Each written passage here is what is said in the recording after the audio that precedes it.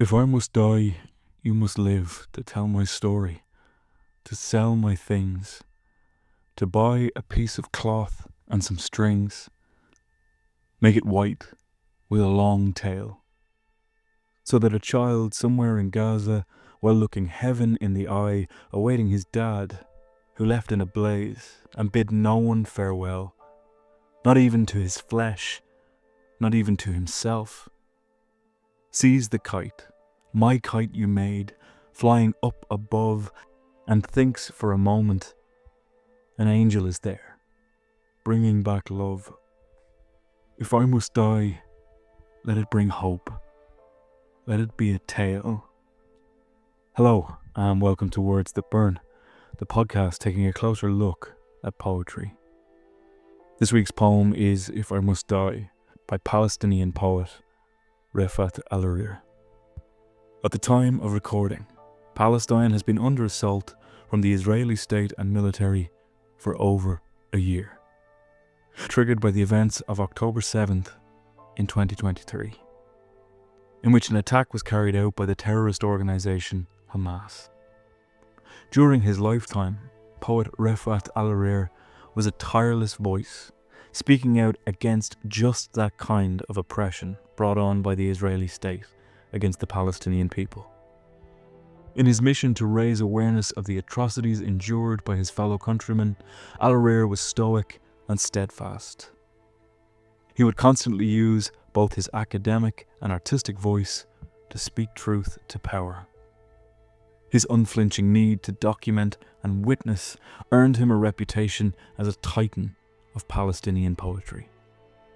His contemporaries often praised him for this, with his friend Yusuf al-Jamal stating that Alirear was the giant of the Palestinian narrative coming out of Gaza. Unfortunately, you'll notice that I'm writing about Alirear in the past tense, and that is because he was tragically murdered in an Israeli airstrike alongside his brother, his brother's son, his sister, and her 3 children on December 6th of 2023. It is a bitter irony that this poem, If I Must Die, carried an idea that would actually come to pass for him. And yet, its tragically prophetic nature is a testament to the fragility of life for Palestinians. When Alirear penned this poem, I'm sure he was aware that it might come to be more a prediction than a thought experiment. Indeed, at the time of recording, life has never been more fragile in Palestine. A year into a genocide and the eradication of a people and their culture, the death toll is staggering. The lack of action or effort from the international community at a political level is damning. When this conflict began over a year ago, I started to cover Palestinian poets and their work in the hope of raising some awareness of the conflict and just how long the country has faced these insurmountable odds. It is soul-destroying that I can mark a year of this type of episode. As with all the other episodes on Palestinian poetry and poets, I'm including a donation link to the Ireland-Palestine Solidarity Campaign, or IPSC, in the description of this episode. I urge you, if you have anything to spare, consider donating it to this organisation that has worked tirelessly to provide aid and support to those still trapped in Palestine. There is every chance that you've heard this poem before. In the wake of Alirear's death in December of 2023, it was shared far and wide on social media. It reached a level of virality that made it internationally recognised, with many impromptu translations into other languages being created in order to carry its message even further. This wildfire virality was written about by journalist Alice Skopik, who wrote in testament to Gaza and indeed Palestine's enduring poetic culture. They wrote, "And in Gaza and the West Bank, a new generation of poets persists. The most famous, of course, is Refaat Alareer, who was murdered by an Israeli bomb in December 2023, and whose poem, If I Must Die, has rapidly become one of the most read and translated of the 21st century. Such sudden popularity, combined with the urgent need to amplify Palestinian voices, meant that certain misconceptions followed the poem, with many sources claiming that it was in fact the final poem that Alirear wrote before he died. Whilst this would be excellent myth-making, it is not in any way true. The true story of the poem, I think, is actually more of a testament to the long-standing commitment, grit and determination that Alirear had towards ensuring the Palestinian cause and voice would be acknowledged by as many people as possible. The poem was, in fact, one of Refaat Alareer's first attempts to write directly in English, as he believed that in order to truly raise the alarm on what Palestinians were being forced to endure, the message should come in the form that could be most widely understood. For him, this was the English language. He once stated in an interview, "As much as I believe in and love translation, I also believe that we need to train ourselves to express our concerns in the target language. Here, English. Palestinians who are able to speak for themselves in other languages should do that directly." This desire to help Palestinians speak for themselves is a defining trait of Alirear's academic career. He dedicated himself wholly to it, teaching countless Palestinians English. His willingness to deliver his message, both in Arabic and English, placed him in constant danger, one that the poet knew may one day end his life. Despite that, he continued to channel his message, his call for awareness of Palestinian suffering. His dedication is clear in the opening lines of this poem. "If I must die, you must live to tell my story, to sell my things, to buy a piece of cloth and some strings, make it white with a long tail." Opening two lines are a wonderful recognition that an individual's death is not the death of a cause.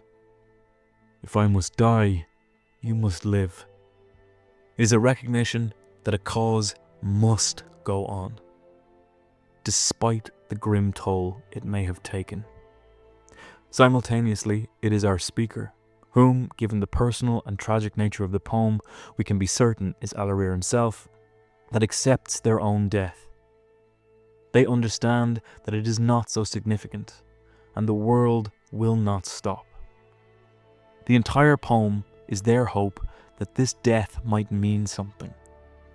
I think it's important to note that this is not some self-aggrandizing narrative of martyrdom, because following those first two lines, he clarifies that the living need to tell my story. He still wants to be remembered. He still wants to be remembered. His message, here referred to as his story, should go on. That need to be useful is continued when he speaks of selling his things. After all, he has no use for them anymore, and he would rather that someone else use them to buy some supplies. But the final line of the section with parentheses gives us a hint and simultaneously establishes Alirear's technical skill as a poet. White is the symbol of peace. Alirear's hope for Palestine one day, and the mention of the tale is a pun that links back beautifully to the notion of a story being a tale. If our speaker's life had to be cut short, at least let their story, their tale, live longer. I think this final line is a continuation of Alirear's need to address the Palestinian cause using the language and culture of those most likely to affect change in his country. In the next section, Alirear builds on his symbol and his hope for it, hope being the key word. So that a child somewhere in Gaza, while looking heaven in the eye, awaiting his dad who left in a blaze and bid no one farewell, not even to his flesh, not even to himself, sees the kite, my kite you made, flying up above, and thinks for a moment an angel is there, bringing back love. These two lines clarify who he intends to be a symbol of hope for the children of Gaza. In a sense, he recognizes that he cannot be a true symbol for adults living in Palestine. They have already seen too much, endured unimaginable difficulty. There is very likely little that could inspire them now. He provides a little light in this idea of hope, but takes it away as the children in question are staring heaven in the eye. They too may die any day now. They are constantly facing the afterlife. He compounds this sense of trauma and loss by detailing the death of a father. He recounts an instantaneous death, one that I'm sure many Palestinians have experienced. It is documented here. They are murdered by airstrikes, bombings, and bullets. They die quicker than what they can comprehend is happening, especially when that death comes from above. The father of the poem has no time to say goodbye, no time to make peace with his departure, and no time to recognize his last moments. It is a senseless, undignified method of execution that robs the Palestinian people of any kind of goodbye to loved ones, or acceptance. They are simply alive one moment and incinerated the next.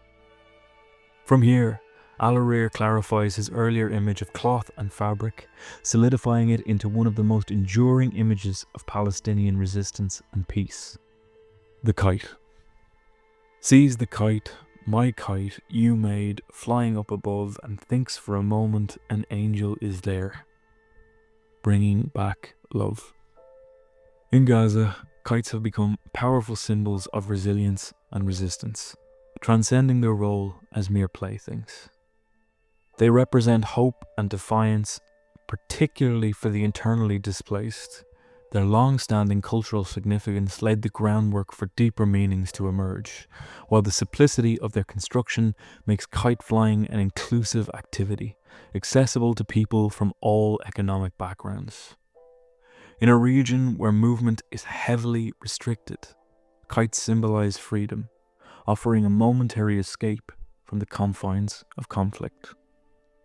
Events such as those organised by the UNRWA foster community and solidarity. The use of kites in peaceful protests during the March of Return has reinforced their role as tools of non-violent resistance. Furthermore, the psychological relief they provide, especially to children, is crucial in maintaining well-being amidst hardship. International recognition and kite-flying events have amplified the symbolic power of kites for Palestinian resistance, making them the global emblem of the enduring spirit of the people of Gaza. Here, the kite made from his death becomes Alirear's possession. My kite. It is something for people to look to in the sky that isn't missiles or drones. A reminder that things can be good again, and that sometimes things happen that are bringing back love.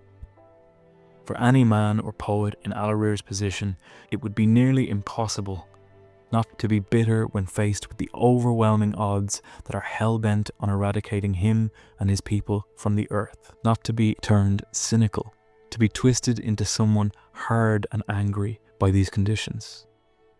However, Refaat Alareer defied those odds constantly and strived in his work and voice to promote peace and hope. His final lines in this poem make that unmistakably clear. If I must die, let it bring hope, let it be a tale. Each of these simple lines is a callback and reinforcement of Alirear's message. In stating them, Alirear expresses an ultimate wish that his death, inevitable as it may feel in the war-torn reality of Gaza, is not in vain. He wants his life and the lives of countless others lost in the conflict to stand for something meaningful. The idea of his story becoming a tale to inspire others reinforces that even in death, the memory of the oppressed should live on, providing solace, hope, and a reminder for future generations. This poem, then, is not just about one man's death. It is about a collective story of survival, remembrance, and defiance. Alirear asks not for vengeance or despair in the face of death, but for the hope to endure, for the tale of his people to live on through the hands and hearts of those who survive him. His words are a testament to the enduring spirit of a place that is under relentless assault. The people he wrote about and for endure the most brutal and unforgiving circumstances. Those unforgiving circumstances hang at the edges of each line in this poem. Children facing death, missing fathers, immolation and erasure are only ever a moment away. It is a poem of hope that refuses to turn a blind eye to the horror it hopes to deliver people from. It is a horror that he himself was unable to escape. And we must assume that he, like the father of his poem, could not bid farewell to himself. It is a reality that thousands have experienced in Palestine and are still facing as I speak. As I've already stated, the atrocities being committed against the Palestinian people are only increasing. The international community at a political level has done little to nothing to help, and hope is more a faint glimmer than a possibility for many. But that doesn't mean we can give up. I've placed a link in the description to donate to the Ireland-Palestine Solidarity Campaign, a group working tirelessly to raise money for Palestinian relief. Please consider donating whatever you can. If you'd like to hear more Palestinian poetry, I've linked the episodes to other Palestinian poets and their work in the description below. If you'd like to get in touch with me, there are a few ways to do so. You can reach me directly by email at wordsthatburnpodcast@gmail.com. You can get in touch through the podcast website, www.wordsthatburnpodcast.com. I'm on Twitter or X at WordsThatBurn. I'm on Instagram at WordsThatBurnPodcast and TikTok at WordsThatBurn2. If you'd like to read the script for this week's podcast, complete with citations and sources, check the Substack link in the description. If you enjoy the podcast or know someone who might, please consider sending it to them directly or leaving me a review wherever you listen. Words That Burn is written and produced by me, Benjamin Colopy. Thank you once again for taking the time to listen to the podcast.